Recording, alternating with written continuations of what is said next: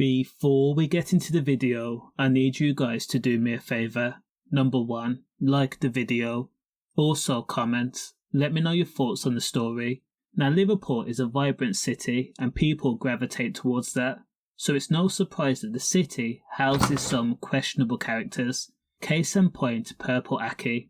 Now Purple Aki is known up and down the country for having an irrational, almost fanatical obsession with the growth and produce of lean and sinewy muscles, a Liverpool bogeyman, a grim spectator, and an iconic and local legend to others.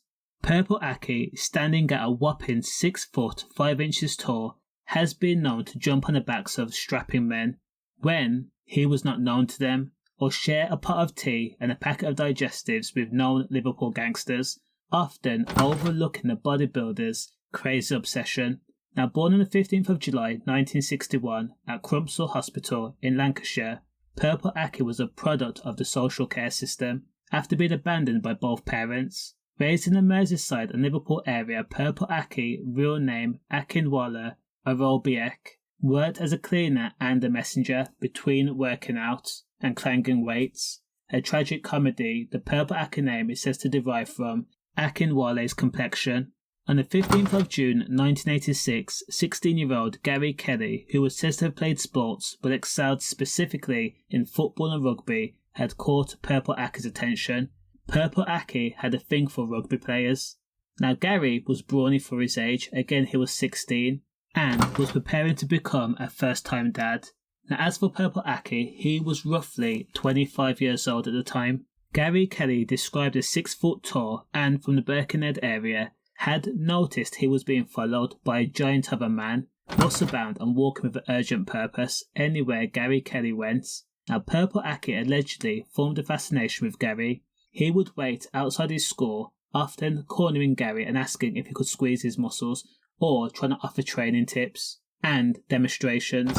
On the date of the tragic incident, Gary and his mates had tried to escape the summer's heat by going for a swim in New Brighton's outdoor swimming pool.